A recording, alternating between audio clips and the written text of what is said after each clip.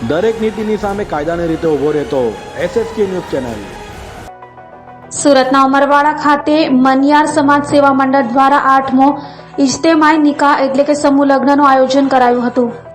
સુરતમાં દરેક સમાજમાં સમૂહ લગ્નનું આયોજન કરાય છે, ત્યારે સુરતના મનિયાર સમાજ દ્વારા મનિયાર સવા સેવા મંડળના નેજા હેઠળ રવિવારના રોજ 8મો ઇજ્તેમાઈ નિકાહ એટલે કે સમૂહ લગ્નનું આયોજન કરાયું હતું।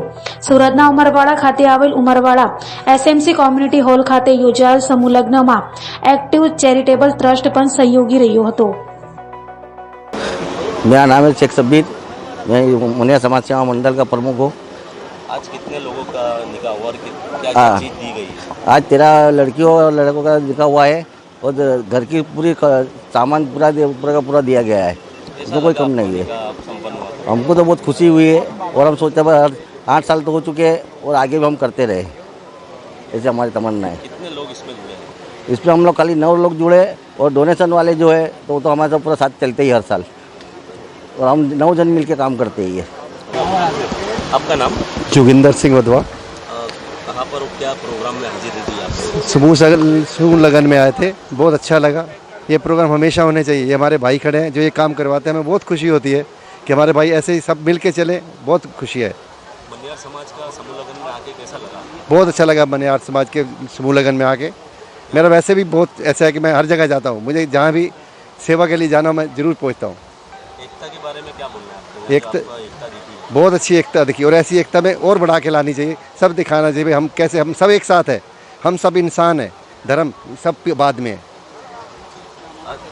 ઝહીર ગનીભાઈ કુરેશી, ભારતીય જનતા પાર્ટી પ્રદેશ ઉપાધ્યક્ષ લઘુમતી મોરચા। હું સુરત ખાતે સમૂહ લગ્ન મનિયાર સમાજ દ્વારા જે આજે 8મો સમૂહ લગ્ન જો ખૂબ સુંદર અને સરસ એક કાર્યક્રમ, એટલે આપ જોઈ રહ્યા છો કે આજે અહીં બધા સમાજના અમારા મુખ્ય અગ્રણીશ્રીઓ હાજર રહ્યા છે। मैं अकेला ही चला था जानी भी मंजिल मगर लोग आते गए कारवा बनता गया, એવી રીતે મનિયાર સમાજ દ્વારા જે પહેલ કરવામાં આવી સમૂહ લગ્નમાં આજે મને યાદ છે ત્યાં સુધી કે આ 8મા વર્ષે હું મારી હાજરી અહીં થઈ રહી છે અને દિવસો દિવસે જે આ કાર્ય મનિયાર સમાજના અધ્યક્ષ એવા મારા શેરુભાઈ બંગડીવાલા, જફરભાઈ શેખ, એક્ટિવ ગ્રુપના યુનુસભાઈ તેમજ સમગ્ર એમની ટીમને હું ખૂબ ખૂબ અભિનંદન પાઠવું છું। આજે જે આપ માહોલ જોઈ રહ્યા છો આજના જમાનાની અંદર જે લગ્ન મહોત્સવમાં કરોડો રૂપિયાનો, હજારો રૂપિયાનો, લાખો રૂપિયાનો જે બેફિજૂલ ખર્ચ થાય છે, આ એક મિસાલ છે। સમૂહ લગ્ન એટલે લોકોને કરકસર કરવાનું એક અમારા એક સૌથી સારો મેસેજ છે સમાજમાં। આ મેસેજ હું ફરીથી એક વખત સમગ્ર ટીમને હું ખૂબ ખૂબ અભિનંદન પાઠવું છું। સાથે સાથે અમારા ભારતના યશસ્વી પ્રધાનમંત્રી માનનીય નરેન્દ્ર મોદી સાહેબે, રાષ્ટ્રીય અધ્યક્ષ અમિત શાહજી અને સુરત શહેરનામાં જે સુરતમાં રહે છે અમારા પ્રદેશ અધ્યક્ષ માન્ય CR પાટીલ સાહેબે જે સમગ્ર મુસ્લિમ સમાજ માટે જે સૌથી મોટી સોગાદ ભેટ આપી છે। આપ જોઈ રહ્યા છો કે આજે અમારા માઇનોરિટીઝ માટે કે minority finance corporation, national minority finance corporation દ્વારા આજે મુસ્લિમ સમાજના અમારા છોકરા છોકરીઓ આજે ખૂબ મોટી સંખ્યામાં ડૉક્ટર એન્જિનિયરિંગ કરી રહ્યા છે। સાથે સાથે આજે મારો છોકરાને એજ્યુકેશન માટે કેનેડા જવું હોય તો એ પણ અમારી ભારત સરકારથી લઈને ગુજરાત સરકાર એજ્યુકેશન માટે પણ એને વગર વ્યાજેની લોન આપે છે।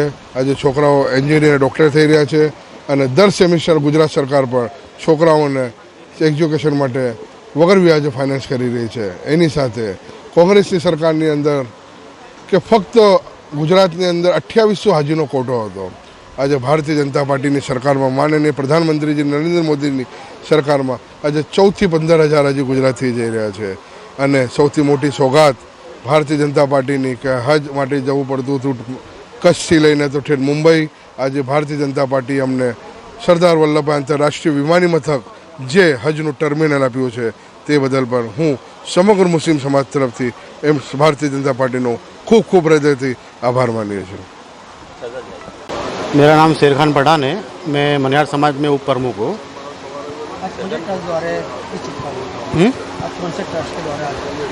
ये मनियार समाज का 8वां समूह लगन था जिसमें आज 13 बच्चियों का निकाह हुआ है और इसके पहले 118 करे थे। टोटल अभी तक 131 बच्चियों का निकाह हुआ है।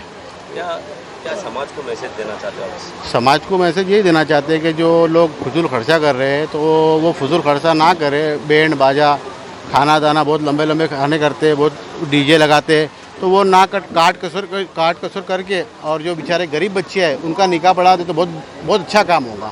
कैसा लगता है आपको सब करके? हमारे को बहुत सुकून महसूस होता है। जो हम 3 महीने से मेहनत करें, थक तो बहुत जाते हैं, मगर अल्लाह का इतना बड़ा एहसान है कि छेले जो दिन होते हैं, अभी आपके साथ सामने खड़े हैं तो हमारे को मालूम है किस तरीके से खड़े, मगर बहुत बाद में बहुत सुकून महसूस होता है हमारे को। और आपके द्वारा हमारी तो कोई ताकत नहीं है इसमें, हमारे जो भी डोनर है, जो भी हमारे को सपोर्ट करते हैं तन मन धन से, जो छोकरे खड़े रहते हैं, जो पैसे देते हैं, उनका मैं आपके जरिए से बहुत बहुत शुक्रिया अदा करता हूँ और उनका बहुत शुक्रिया मानता हूँ उनका मैं। क्या क्या वस्तु दी जाती है घरों? घर वपराश की जैसे कि पलंग है, कपाट है, गैस का चूल्हा है, गादी है, तकिए है, इसी तरीके और परचूरन जितना भी सामान है सभी सामान दिया जाता है। क्या बोलना चाहते हैं आप दूल्हा दुल्हन? दूल्हा दुल्हन को ये बोलना चाहते हैं अल्लाह से दुआ, और दुल्हन के लिए दुआ करते हैं कि भाई अल्लाह उनकी क़यामत उनके जोड़े सलामत रखे और उनकी दोनों फैमिली के अंदर मोहब्बत रखे और उनके आने वाली नस्लों की अल्लाह हिफाजत करे और उनकी सबकी हिफाजत करे। खड़े हो जाओ। मारू नाम जाकिर हुसैन शाह। આજે કઈ જગ્યા પધારે?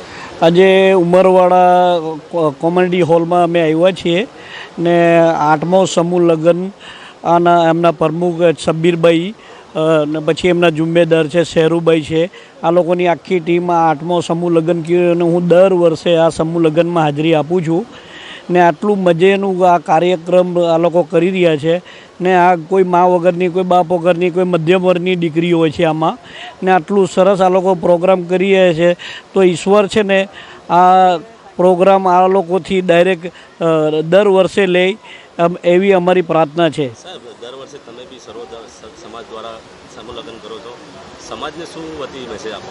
સમાજને અમે હું છે ને દર વર્ષે 25 હિન્દુ 25 મુસ્લિમ દીકરીઓનું સમૂહ લગ્ન કરું છું, પણ હું સમાજને કહું કે હવે આમને પણ કહું મનિયાર સમાજને પણ કે તમે પણ છે ને 2-4 હિન્દુ દીકરીઓ લાવો તો એ આ પેગામ છે ને હજી આપણા ગુજરાત રાજ્યમાં પહોંચે ને આખા ભારત વિશ્વમાં પહોંચે ને આપણું નામ થાય, હિન્દુ મુસલમાન ભાઈચારાનું એક પેગામ જાય દુનિયામાં।